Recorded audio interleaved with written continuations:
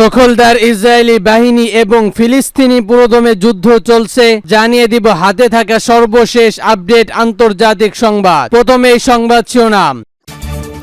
ইসরায়েলের উত্তর অঞ্চলে হামলা চালিয়েছে হিজবুল্লাহ। আরও জানিয়ে দিব মিসাইল পরীক্ষা চালাচ্ছে উত্তর কোরিয়া। আরও জানিয়ে দিব গাজায় স্কুল ইসরায়েলে বর্বরত হামলায় জাতিসংঘের 6 কর্মী সহ নিহত 18 জন। আরও জানিয়ে দিব জিম্মি ছাড়তে হামাসকে নতুন শর্ত দিল ইসরায়েল। সর্বশেষ জানিয়ে দিব গাজায় কেউ নিরাপদ নয়, আর এক বোমা বর্ষণে নিহত 18 জন। শুনছিলেন সংবাদ শিরোনাম, এরপর বিস্তারিত। তার আগে আমাদের ভিডিওটি যদি ভালো লেগে থাকে তাহলে লাইক কমেন্ট শেয়ার করে দিবেন, আর আমাদের ভিডিওটি সর্বপ্রথম পেতে চ্যানেলটিকে সাবস্ক্রাইব করে রাখবেন। ইসরায়েলের উত্তর অঞ্চলে হামলা চালিয়েছে হিজবুল্লাহ। এবার শুনুন বিস্তারিত। ইসরায়েলের উত্তর অঞ্চলে লক্ষ্য করে প্রায় 100 ড্রোন ছুড়েছে লেবাননের সশস্ত্র সংগঠন হিজবুল্লাহ। ছোড়া হয়েছে অ্যান্টি ট্যাঙ্ক গাইডেড মিসাইলও। এতে 1 সেনা আহত হয়েছে, হাসপাতালে ভর্তি হয়েছে অনেকেই। জবাবে লেবাননে হিজবুল্লাহর বিভিন্ন স্থাপনা হামলা চালিয়েছে। এক বিবৃতি এ তথ্য জানিয়েছে ইসরায়েলের সামরিক বাহিনী। গাজায় অগ্রসর শুরু হওয়ার পর থেকে হামলা পাল্টা হামলা উত্তর লেবানন ইসরায়েলের সীমান্তে হামলা আর হুমকি ধামকিতে তৈরি হয়েছে সমর্থন যুদ্ধের পরিস্থিতিও। 9 মাস আগে ইসরায়েলি ভূখণ্ডে হামাসের হামলার পর থেকে গাজায় প্রতিশোধমূলক নির্বাচনীয় হামলা চালিয়ে যাচ্ছে ইসরায়েল। এই সংখ্যক শুরু হওয়ার পর ফিলিস্তিনিদের সঙ্গে একত্র প্রকাশ করছে লেবানন ইসরায়েলের সীমান্তে হামলা শুরু করে সশস্ত্র সংগঠন হিজবুল্লাহ। সম্প্রতি সময় হিজবুল্লাহ ও ইসরায়েলি বাহিনীর মধ্যে সংঘাতের মাত্রা বেড়েছে। প্রায় প্রতিদিন সীমান্তে 2 পাশ থেকে হামলার খবর পাওয়া যাচ্ছে। এদিকে ইসরায়েলি বেসামরিক বাহিনী জানিয়েছে তারা ক্ষয়ক্ষতি লেবানন হিজবুল্লাহর বেশ কয়েকটি লক্ষ্যব্যস্ত হামলা চালিয়েছে। গত 9 মাসে লেবাননের 467 জন নিহত হয়েছে, যাদের মধ্যে 90 জন বেসামরিক ব্যক্তি এবং 304 জন হিজবুল্লাহ যোদ্ধারা। ইসরায়েলি কর্তৃপক্ষ জানিয়েছে অন্তত 15 ইসরায়েলি সেনা ও 11 বেসামরিক ব্যক্তি এই হামলায় নিহত হয়েছে। আরো জানিয়ে দিব মিসাইল পরীক্ষা চালিয়েছে উত্তর কোরিয়া। এবার শুনুন বিস্তারিত। আরো মিসাইল পরীক্ষা চালিয়েছে উত্তর কোরিয়া। প্রতিবেশী জাপান ও দক্ষিণ কোরিয়া জানিয়েছে তথ্য।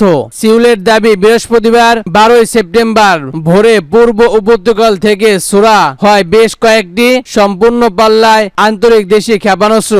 সাগরতী পরিণত হয়েছে সেগুলো, তবে কোনো ক্ষয়ক্ষতির তথ্য জানায়নি। পিয়ংইয়নের আলোচনাকে উপত্যকার বলে আখ্যা দিয়েছে জাপান। দাবি রাশিয়ার বিশেষজ্ঞদের সাথে নিয়ে এই পরীক্ষা চালানো হয়ে থাকতে পারে। জাপানের কোস্ট গার্ড সাধারণ করেছে উত্তর কোরিয়া থেকে একটি ব্লাডটি ক্ষেপণাস্ত্র নিক্ষেপ করা হয়েছে, যা এতেই মধ্যেই গিয়ে পড়েছে। উত্তর কোরিয়া সর্বশেষ গত 1 জুন ক্ষেপণাস্ত্র নিক্ষেপ করেছেন। তখন তারা দাবি করেছিল তারা সফলভাবে 4.5 টন ওজনের পুজার ল্যান্ডার ওয়াসের বাইরে সরখা একটি নতুন ব্যাটুলিয়া ক্ষেপণাস্ত্র পরীক্ষা চালিয়েছে। গত কয়েক মাস ধরে দক্ষিণ কোরিয়ায় আবর্জনা বাহিনীর বেবু পাঠানোর উত্তর কোরিয়ার, যার ফলে বিতর্কিত করছে দক্ষিণ কোরিয়ার জনগণকে। আরো জানিয়ে দিব গাজায় স্কুলে ইসরায়েলি বর্বরত হামলায় জাতিসংঘের 6 কর্মী সহ নিহত 18 জন। এবার শুনুন বিস্তারিত। অবরুদ্ধ গাজা ভূখণ্ডে একটি স্কুল বর্বরত হামলা চালিয়েছে ইসরায়েল বাহিনী। এতে কমপক্ষে 18 জন নিহত হয়েছে, আহত হয়েছে আরো 20 জন। নিহতদের মধ্যে 6 জন জাতিসংঘের কর্মী। সংবাদ সম্মেলনে আল জাজিরা বৃহস্পতিবার এ তথ্য জানিয়েছে। সংবাদ মাধ্যমটি বলেছে ইসরায়েলি সামরিক বাহিনীর মধ্যে গাজায় জাতিসংঘের পরিচালিত আল জাউফি স্কুলে বোমা হামলা চালিয়েছে। এতে কমপক্ষে 18 জন নিহত হয়েছে। প্রত্যক্ষদর্শীরা বলেছেন হামলায় নারী ও শিশুদের বিভিন্ন করা হয়েছে। ইসরায়েলের লাগাতার অগ্রসরের কারণে হামলায় শিকার স্কুলটিতে ফিলিস্তিনি শরণার্থী শিবির পরিবারগুলো আশ্রয় নিয়েছে এবং স্কুলটি আশ্রয় কেন্দ্র হিসেবে ব্যবহার হচ্ছিল। আল জাজিরা বলছে নিহতদের মধ্যে 6 জন ইউএমআই বেলটির কর্মী। তাদের মধ্যে আশ্রয় কেন্দ্র ব্যবস্থাও রয়েছে। হয়েছে। সংস্কারটি বলেন, গত 11 মাসের বেশি সময় ধরে চলা এই যুদ্ধে একই হামলার ঘটনা একাধিক তাদের কর্মীদের সর্বন্ত মৃত্যুর ঘটনা। এদিকে গাজায় সরকারি মিডিয়া অফিস মাধ্যমে বলেছে, মধ্য গাজা উপত্যকার 80 কেন্দ্রীয় পরিণত হওয়া একটি স্কুলে বিমান হামলায় নারী ও শিশুসহ অন্তত 18 জন নিহত হয়েছে। আহত হয়েছে অন্তত 20 জন। গত বছরের 7 অক্টোবর যুদ্ধ শুরু হওয়ার পর এমনি পূর্ব অঞ্চলের মতো ইসরায়েলি বাহিনীর এই আশ্রয় কেন্দ্র বর্ষণ করলো। অন্যদিকে গাজায় যুদ্ধ বিরতির চেষ্টা করছে। ভূভাবিত স্বাধীনতাকামী সংগঠন হামাস মধ্যপ্রাচ্যের কাছে বলেছে, তারা কোনো পদের কাছে কোনো নতুন শর্ত ছাড়াই মার্কিন প্রস্তুতি ও জাতিসংঘের সম্প্রতি যুদ্ধবিরতি প্রস্তাব বাস্তবায়ন করতে প্রস্তুত। উল্লেখ্য, গত 7 অক্টোবর হামাসের নজরবিহীন আন্তঃসীমান্ত হামলার পর থেকে ইসরায়েলি গাজায় উপত্যকার অবিরাম বিমান ও স্থল হামলা চালিয়ে যাচ্ছে। ইসরায়েল ও হামাসের হাসপাতাল, স্কুল, শরণার্থী শিবির, মসজিদ, গির্জা, হাজার হাজার ভবন ক্ষতিগ্রস্ত বা ধ্বংস হয়েছে। এছাড়া ইসরায়েলি অগ্রসরের কারণে প্রায় 20 লাখেরও বেশি বন্দী তাদের বাড়িঘর ছাড়তে বাধ্য হয়েছে।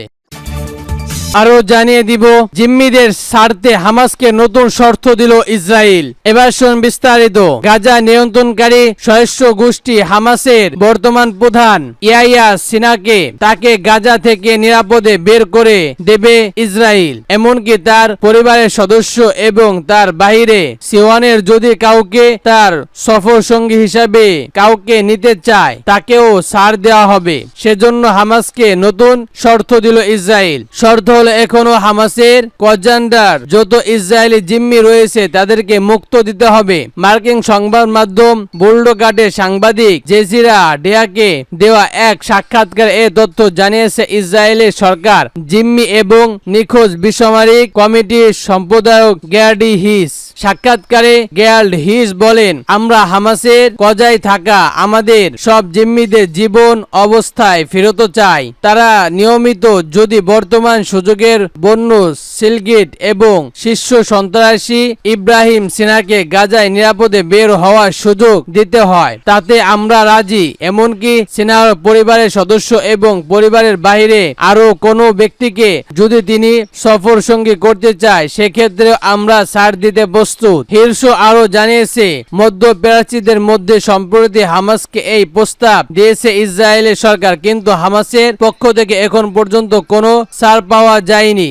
এদিকে হামাস এবং ইসরায়েলের মধ্যে উপত্যকারী কূটনৈতিক একজন সিনহাকে জানিয়েছে, হামাস ইসরায়েলের এই প্রস্তাব সাড়া দেয়নি কারণ সিনিয়ার এই মুহূর্তে গাজা ছেড়ে যাওয়ার কোনো পরিকল্পনা নেই এবং সিনহার মনে করেন অন্য কোনো দেশ অপেক্ষা গাজা তার জন্য নিরাপত্তা। প্রত্যেক গত 7 অক্টোবর হামলায় যাদেরকে জিম্মি হিসেবে ধরে এনেছিল হামাস যোদ্ধারা তাদের মধ্যে এখন অন্তত 101 জন জিম্মি তাদের কবজায় রয়েছে বলে ধারণা করা হয়েছে। আরো জানিয়ে দিব, গাজায় কেউ নিরাপদ নয়, আর এক বোমা বর্ষণে নিহত 18 জন। এবার শুন বিস্তারিত। ফিলিস্তিনিদের সহিংস গোষ্ঠী হামাস নিয়ন্ত্রণ গাজায় আর এক স্কুল বর্ষণ করেছে ইসরায়েল বাহিনী। এতে অন্তত 18 জন নিহত হয়েছে। নিহতদের মধ্যে জাতিসংঘের আক্রু ও শরণার্থী শিবির সংগঠন ইউনিয়নের 6 জন কর্মী রয়েছেন। খবর আল জাজিরা। প্রতিবেদনে বলা হয়েছে, জাতিসংঘের পরিচালিত এই স্কুল বাস্তব হারদের আশ্রয় কেন্দ্র হিসেবে ব্যবহার করা হয়েছিল। সেখানে ইসরায়েল বাহিনী হামলা চালিয়েছে। প্রত্যক্ষদর্শীরা বলেছেন, নুসাইরাত শরণার্থী শিবিরের আল জাফিনি স্কুল বুধবার হামলা হয়। ইউএনআর ডলি জানিয়েছে, আল জাফিয়া 12 জন বাস্তুচ্যুত মানুষ আশ্রয় নেন, তাদের মধ্যে বেশিরভাগ নারী ও শিশু। সেখানে ইসরায়েলি বাহিনী একটি বিমান হামলা চালায়। আশ্রয় কেন্দ্র জাতিসংঘের পরিচালনা করত এই হামলায় সেখানে ম্যানচে নিহত হয়েছে। সামাজিক যোগাযোগ মাধ্যমে এক্সা ইউনিট বলেছে, গাজায় কেউ নিরাপদ নয়, কেউ রেহাই পাচ্ছে না। ঘটনাস্থল থেকে আল জাজিরা সাংবাদিক তারেক আব্দুজ্জামান বলেছেন, স্কুল বিশাল পরিমাণ ধ্বংস হয়েছে। গত বছর অক্টোবর থেকে গাজায় ইসরায়েলের মধ্যে যুদ্ধ চলছে। এতে এখন পর্যন্ত গাজায় নিহত সংখ্যা 41,000 পেরিয়েছে, আহত হয়েছে লাখের বেশি মানুষ।